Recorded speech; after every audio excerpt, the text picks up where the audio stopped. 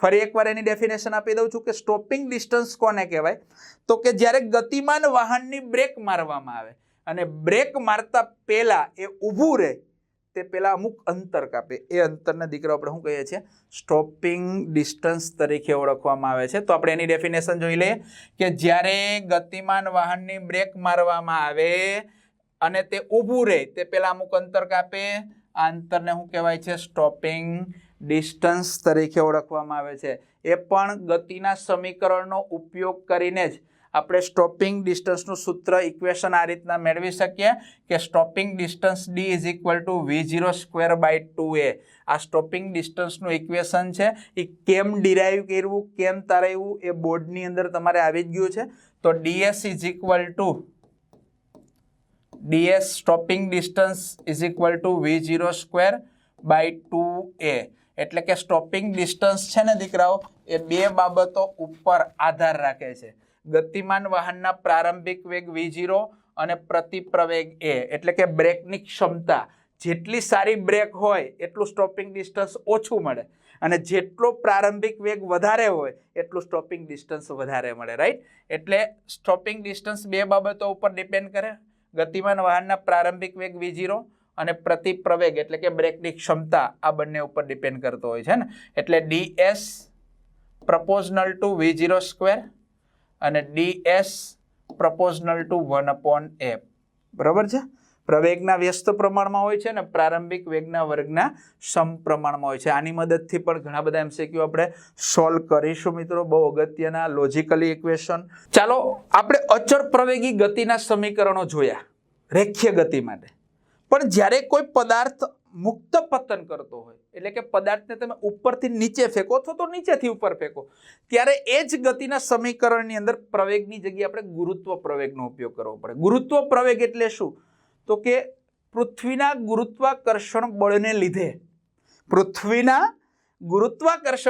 લીધે પદાર્થમાં ઉદ્ભવતા પેલા પ્રવેગને મિત્રો ગુરુત્વ પ્રવેગ g કહેવાય. જેનું મૂલ્ય પૃથ્વીની સપાટીથી અમુક ઊંચાઈ સુધી ફિક્સ છે, 9.8 મીટર પ્રતિ સેકન્ડ સ્ક્વેર. g = right. અમુક ઊંચાઈ પછી જીના મૂલ્યમાં વેરિએશન આવે, ઊંચાઈએ પણ વેરિએશન આવે અને ઊંડાઈએ પણ વેરિએશન આવે. એટલે તમે પૃથ્વી ઉપરથી ચંદ્ર ઉપર જાઓ તો જીમાં જ વેરિએશન આવે છે. એટલે વજન બળની અંદર ફેરફાર જોવા મળે છે. દળમાં બદલતું નથી. તમે ડસ્ટર હોય, આ પેન છે, ચાલો તો આ પેનને તમે પૃથ્વી ઉપરથી ચંદ્ર ઉપર લઈ જાઓ તો નાની મોટી નથી થતી, પણ જીમાં બદલાવ થાય છે. એટલે એના વજનની અંદર એટલે વેરિએશન આવે છે. એટલે ઊંચાઈ અને ઊંડાઈએ જીમાં ફેરફાર થાય છે. એટલે આપણે મુક્ત પતન પદાર્થ કરતો હોય અથવા તો ઉધ્વ દિશામાં ગતિ કરતો હોય ત્યારે આપણે અચળ પ્રવેગી ગતિના સમીકરણો કઈ રીતે લખી શકીએ એની આપણે ચર્ચા કરવી છે. તો પૃથ્વીની સપાટીથી h જેટલી ઊંચાઈ પદાર્થની મુક્ત પતન. જો ચાલો આ એક મિનારો છે, હે ને, બહુ ફેમસ છે ને. આ ફેમસ મિનારા ઉપરથી એક બોલ નીચે પડી રહ્યો છે, અથવા આપણે એવું કરી શકશું કે બોલને નીચેથી ઉપર ફેંકી. તો આવા સંજોગોમાં આમાં જે પ્રવેગ લાગે છે એ પ્રવેગ કયો હોય છે? ગુરુત્વ પ્રવેગ g હોય છે, રાઈટ? ગુરુત્વ પ્રવેગ હંમેશા પૃથ્વીની સપાટી ઉપર લાગે એટલે પદાર્થ જ્યારે ઉપરથી નીચે આવે ત્યારે a = g લેવાનું. એટલે હું તમને લોજિકલી સિમ્પલ અહીં વસ્તુ કહી દઉં છું કે કોઈ પણ પદાર્થ ઉપરથી નીચે આવે, કોઈ પણ પદાર્થ દીકરાઓ ઉપરથી નીચે આવે ત્યારે એમાં લાગતો પ્રવેગ એ +g હોય છે. અને કોઈ પદાર્થ નીચેથી તમે ઉપર તરફ ફેંકો છો ત્યારે એની અંદર લાગતો પ્રવેગ ગુરુત્વ પ્રવેગ જેટલો જ હોય છે, પણ એની દિશા એની વિરુદ્ધમાં હોય છે. એટલે a = શું લેવાનું? -g. જ્યારે ઉપરથી નીચે આવે ત્યારે a = g. એટલે પહેલા આપણે અચળ પ્રવેગી ગતિના જે સમીકરણો જોયા ને એની અંદર આ ઇક્વેશન મુક્ત પતન માટે અને ઉધ્વ દિશાની ગતિ માટે બે અહીંયા લખીએ. ચાલો, મુક્ત પતન માટે સમીકરણ. આની અંદર તમારે ફરજિયાત a = શું લેવાનું? +g. રેડી? અને એવું જ અહીં આપણે લખી દઈએ ઉધ્વ દિશાની ગતિ માટે. એમાં તમારે લેવાનું a = -g. ઓકે, ચાલો પેલું ઇક્વેશન તમે શું લખતા હતા? v = v0 + at. એટલે અહીં ધ્યાન આપજો, v = v0 + at એની જગ્યાએ શું મૂકવાનું? g. એટલે જીટી. ચાલો આ પહેલું ઇક્વેશન આવી ગયું. બીજું ઇક્વેશન તમે લેતા હતા બેટો વી સ્ક્વેર માઇનસ v0 સ્ક્વેર બરાબર 2ax એટલે 2a ની જગ્યાએ g 2gx. ઓકે, ચાલો બીજું ઇક્વેશન. ત્રીજું ઇક્વેશન અંતરનું આપણે મેળવતા હતા x બરાબર v0t પ્લસ 1/2 at સ્ક્વેર, એની જગ્યાએ શું g એટલે gt સ્ક્વેર. આ થર્ડ ઇક્વેશન. ફોર સ્થાનાંતરનું જ કે x ઇઝ ઇક્વલ ટુ પ્રારંભિક વેગ અંતિમ વેગ બાય 2 ઇન્ટુ ટી. રાઈટ, તો આ ચારે ચાર મુક્ત પતન એટલે કે પદાર્થ જ્યારે ઉપરથી નીચે આવે ત્યારે આ ચારે ઇક્વેશન લાગુ પડી શકે. આ જ તમારે શોર્ટકટ કી જોવાની છે. હવે પદાર્થને તમે નીચેથી ઉપર ફેંકો છો, રેડી, તમે કોઈ બોલને ઉપર તરફ આમ ફેંકો છો ત્યારે બેટા v બરાબર માઇનસ જી, એટલે ફરી પાછા એ જ ઇક્વેશનને આપણે લઈ લઈએ તો v બરાબર શું આવશે v0 પ્લસ જી ની જગ્યાએ માઇનસ જી એટલે માઇનસ જીટી. ઓકે, સેકન્ડ વી સ્ક્વેર માઇનસ v0 સ્ક્વેર બરાબર minus 2gx. Ready. Third x is equal to v0t minus 1/2 GT square. ચોથું ઇક્વેશન તો સેમ જ રહેશે. સ્થાનાંતર x ઇઝ ઇક્વલ ટુ પ્રારંભિક વેગ અને અંતિમ વેગનો સરવાળો ભાગ્યા 2 ઇન્ટુ ટી. ઓકે, આ જે ઇક્વેશન છે પદાર્થ ઉપરથી નીચે આવે ત્યારે, આ જે ઇક્વેશન છે એ નીચેથી ઉપર જાય ત્યારના છે. રેડી, તો ખ્યાલ આવી ગયો મુક્ત પતન માટે. એમાં પ્રવેગ ગુરુત્વ પ્રવેગની ડેફિનેશન પણ મેં તમને આપી દીધી કે પૃથ્વીના ગુરુત્વાકર્ષી બળને લીધે પદાર્થમાં ઉદ્ભવતા પ્રવેગને મિત્રો ગુરુત્વ પ્રવેગ જી કહેવાય. તો ઓલરાઈટ, ખ્યાલ આવી ગયો મિત્રો. જ્યારે પદાર્થ મહત્તમ ઊંચાઈ પ્રાપ્ત કરે ત્યારે અંતિમ વેગ કેટલો હોય? કોઈ પદાર્થ છે, જો અહીંયા મિત્રો જો નજર આવી રાખજો, આ એક બોલ છે. આ બોલને તમે જ્યારે ઉપર ફેંકો છો શરૂઆતમાં વેગ વધતો જશે, પછી ધીરે ધીરે વેગ ઘટતા ઘટતા ઘટતા મહત્તમ ઊંચાઈ, આ જે છે ને એ કઈ છે મહત્તમ ઊંચાઈ છે. તો મિત્રો મહત્તમ ઊંચાઈએ ક્ષણિક માટે અંતિમ વેગ 0 હોય છે. ક્ષણિક માટે અંતિમ વેગ 0 હોય છે અને પછી ફરી પાછો પદાર્થ ત્યાંથી ક્યાં આવતો હોય છે નીચે તરફ આવતો હોય છે. રેડી, એ ક્યાં આવતો હોય છે નીચે. એટલે મહત્તમ ઊંચાઈએ ક્ષણિક માટે પદાર્થનો વેગ એ 0 હોય છે અને ત્યાંથી ફરી પાછો પદાર્થ નીચે તરફ આવતો હોય છે. આમાં જ્યારે ઉપર જાય ત્યારે એ બરાબર માઇનસ જી. રેડી, અને પદાર્થ નીચે આવે ત્યારે એ બરાબર જી. આ ખાસ ધ્યાન રાખવાનું. હે, રાઈટ. ઓકે, હવે વાત કરવી છે સાપેક્ષ વેગ. ટોપિક તમે આખો થિયરીની અંદર ભણી જવાના છો. આપણે અહીંયા ઇક્વેશનની જ વાત કરવી છે. સાપેક્ષ વેગ એક જ નિર્દેશ ફ્રેમની અંદર બે પદાર્થો એ અને બી ગતિ કરતા હોય. ગતિ બે પ્રકારે થાય. કા બંને પદાર્થો એક જ દિશામાં ગતિ કરે છે, કા બંને પદાર્થો વિરુદ્ધ દિશામાં ગતિ કરે છે. રેડી, શરૂઆતમાં જો સમાન દિશામાં ગતિ, એટલે એક પદાર્થ એ છે ને એક પદાર્થ બી છે. પદાર્થ એ નો વેગ va છે, બી નો વેગ vb છે, પણ હાલમાં આ બંને પદાર્થો દીકરાઓ એક જ દિશામાં ગતિ કરે છે. ત્યારે એની સાપેક્ષે બી નો વેગ અને બી ની સાપેક્ષે એનો વેગ. તો પેલું જો બી ની સાપેક્ષે એનો વેગ vab, બી ની સાપેક્ષે એનો વેગ. ઓકે, એટલે va માઇનસ vb. સેમ એવું જ એની સાપેક્ષે બી નો વેગ, એની સાપેક્ષે બી નો વેગ એટલે vb માઇનસ va. પણ આની અંદર આ ઇક્વેશન ત્યારે લાગુ પાડી શકાય કે જ્યારે બંને પદાર્થો એક જ દિશામાં ગતિ કરતા હોય. પ્રશ્ન આવે કે ચાલો આ બંને પદાર્થો પરસ્પર વિરુદ્ધ ગતિ કરે છે, એટલે કે એ આ બાજુ ગતિ કરે છે, બી એની વિરુદ્ધમાં ગતિ કરે છે. વિરુદ્ધમાં ગતિ કરતો એટલે માઇનસ ઓફ માઇનસ vb, એટલે માઇનસ માઇનસ શું થઈ જશે પ્લસ થઈ જશે. રેડી, એટલે એમાં આવશે પ્લસ. એ પણ આપણે જોઈ લઈએ ચાલો ફટોફટ. વિરુદ્ધ દિશામાં ગતિ, ચાલો એનો વેગ va, બી નો વેગ vb, પણ બંનેની દિશા કેવી છે વિરુદ્ધ છે. ત્યારે બી ની સાપેક્ષે એનો વેગ vab, એટલે કે બી ની સાપેક્ષે એનો va માઇનસ vb, પણ દિશા વિરુદ્ધ છે એટલે માઇનસ અને માઇનસ પ્લસ થઈ જશે એટલે va પ્લસ vb આવી ગયું. એવી જ રીતના એની સાપેક્ષે બી નો વેગ va પ્લસ vb. આ શોર્ટકટ છે, થિયરીની અંદર આ સમજવાનું છે જે તમે બોર્ડની અંદર ભણશો જ. ઓકે, પણ આ શોર્ટ ઇક્વેશન છે. આ બંને અને આ બંને આ ક્યારે લાગુ પાડી શકાય? એ મેં તમને કીધું કે જ્યારે બંને પદાર્થો એક જ દિશામાં ગતિ કરતા હોય ત્યારે આ ઇક્વેશન લાગુ પાડી શકાય, બંને પદાર્થો વિરુદ્ધ ગતિ કરતા હોય ત્યારે આ ઇક્વેશન લાગુ પાડી શકાય. આની મદદથી પણ ઘણા બધા MCQ આપણે સોલ્વ કરવાના છે. સાપેક્ષ વેગ આવું જ આવે મિત્રો. સાપેક્ષ સ્થાનાંતર શું આવે છે? સાપેક્ષ સ્થાનાંતર. તે પહેલા સાપેક્ષ વેગ નું એક એનિમેશન ચિત્ર છે કે બે કાર છે, જોઈ શકો છો બંને કાર એક જ દિશામાં ગતિ કરી રહી છે. આ કાર A છે એવું માની લો, ઓકે, અને આ કાર B છે. બંને કાર એક જ દિશામાં ગતિ કરે છે તો એની સાપેક્ષે B નો વેગ, એની સાપેક્ષે B નો વેગ અને B ની સાપેક્ષે A નો વેગ. હવે ઉલટાવી નાખીએ ચાલો. આ કાર વિરુદ્ધ દિશામાં ગતિ કરે છે, જોઈ લો. રેડી ને?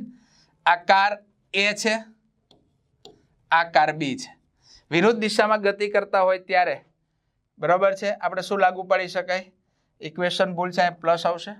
VAB બરાબર VA પ્લસ VB, ઓકે, અથવા VBA એટલે VB પ્લસ VA, પણ સરવાળામાં ક્રમનો નિયમ લાગુ પાડી શકાય એટલે બંને માટે સૂત્ર એક જ લાગુ પાડી શકીએ, પણ આમાં પરસ્પર દિશા વિરુદ્ધ છે એટલે ખાસ ધ્યાન રાખજો. રેડી? હવે વાત આવે છે સાપેક્ષ સ્થાનાંતર. આ એનો ગ્રાફ છે કે પ્રારંભની અંદર t બરાબર 0 સમયે આ કણ A છે, એનું પ્રારંભિક સ્થાનાંતર છે XAO, અને આ B છે એનું પ્રારંભિક સ્થાનાંતર છે XBO. ઓકે, આ બંને કણો VA અને VB જેટલા અચળ વેગથી x અક્ષની દિશામાં ગતિ કરી રહ્યા છે. t બરાબર t સમયે ચાલો કણ A છે અહીંયા પહોંચે છે અને આ B છે એ આટલે પહોંચે છે. રાઈટ? પહેલા કણ A અહીંયા હતો, એ આટલું અંતર કાપીને અહીંયા આવ્યો. કણ B પહેલા અહીંયા હતો પ્રારંભમાં અને એ આટલું અંતર કાપીને અહીંયા આવે છે. તો આ વધારાનું કેટલું અંતર કાપ્યું છે એ મેળવી લેવાનું. અંતર એટલે શું? ઝડપ ગુણ્યા સમય. કણ એની ઝડપ છે VA અને સમય આપણે લીધો છે t એટલે VAT, એટલે આ અંતર થશે VAT. BA એ જ t સમયમાં કાપેલું અંતર VBT, બરાબર ને? પ્રારંભિક અંતર એનું XAO, વધારાનું આટલું અંતર કાપ્યું, આ બેયનો સરવાળો કરશો એટલે અંતિમ સ્થાન મળશે XA. એવી જ રીતના બેટા કણ B નું પ્રારંભિક સ્થાનાંતર XBO અને t સમયમાં વધારાનું કેટલું અંતર કાપ્યું XBT, આ બેયનો તમે સરવાળો કરશો એટલે અંતિમ સ્થાન XB મળશે. રાઈટ? એટલે તમે આના ઉપરથી લખવું હોય તો તમે લખી શકો કે XA is equal to XAO પ્રારંભિક સ્થાન અને t સમયમાં કાપેલું અંતર VAT. એવી જ રીતના XB is equal to XBO plus VBT. Right? હવે સ્થાનાંતર મેળવવું હોય તો અંતિમ સ્થાન ઓછા પ્રારંભિક સ્થાન, જે તમારી સામે છે રિપ્રેઝન્ટ કરું છું, જોઈ લો. t સમયે કણ એનું સ્થાનાંતર, આ જ વસ્તુ એ એપ્લાય કરી છે, જોઈ લો. અને B નું સ્થાન. હવે સ્થાનાંતર મેળવવું હોય તો આમાંથી આ શું કરવું પડશે? બાદ કરવું પડશે. કરી નાખીએ ચાલો. તો આ કણ એનું સ્થાનાંતર, કણ B નું સ્થાનાંતર. હવે સ્થાનાંતર મેળવવું આ બંને વચ્ચેનું, રાઈટ? તો આમાંથી આ બાદ કરી નાખીએ એટલે સ્થાનાંતર મળી જશે. કણ B નું એની સાપેક્ષે સ્થાનાંતર, B નું સ્થાનાંતર તો XBA એની સાપેક્ષે B નું સ્થાનાંતર એટલે XB માઇનસ XA. આ બંને કિંમત, આ બંનેની કિંમત આ જે છે એને અહીં એપ્લાય કરો. ઓકે, એપ્લાય કરી દેશો એટલે તમને આ વસ્તુ જોવા મળશે.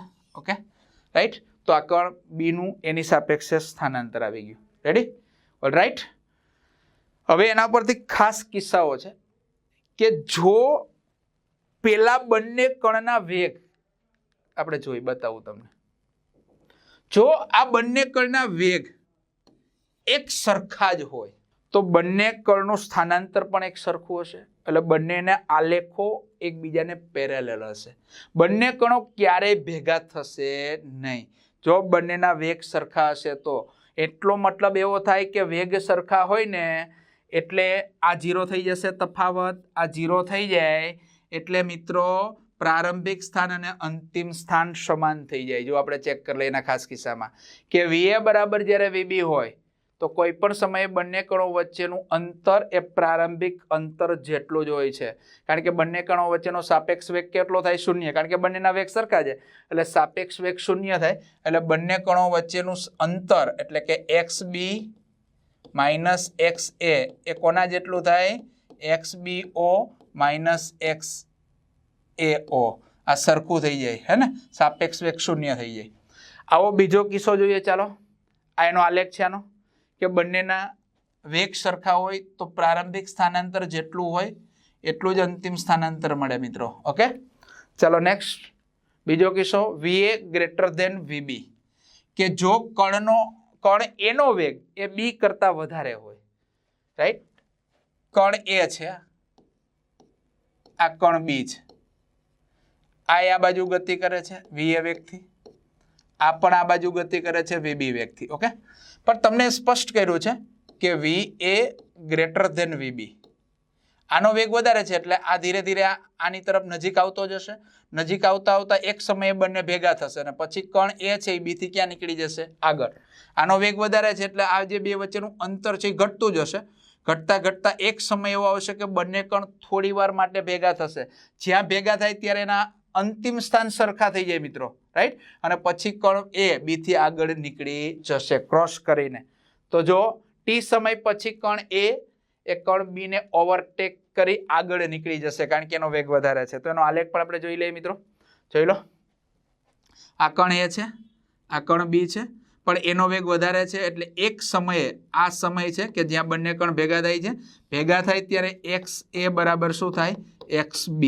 ખાસ ધ્યાન રાખજો, બંનેના સ્થાન થોડી વાર માટે સમાન બનશે અને પછી કણ A B ને ક્રોસ કરીને ઓવરટેક કરીને ક્યાં નીકળી જશે? આગળ. હવે આનાથી ઉલટું વિચારો, VA લેસ ધેન VB એટલે કે B નો વેગ A કરતા મોટો છે. ચાલો ફરી પાછો કણ A, એનો વેગ છે VA, આ કણ B છે, એનો વેગ છે VB.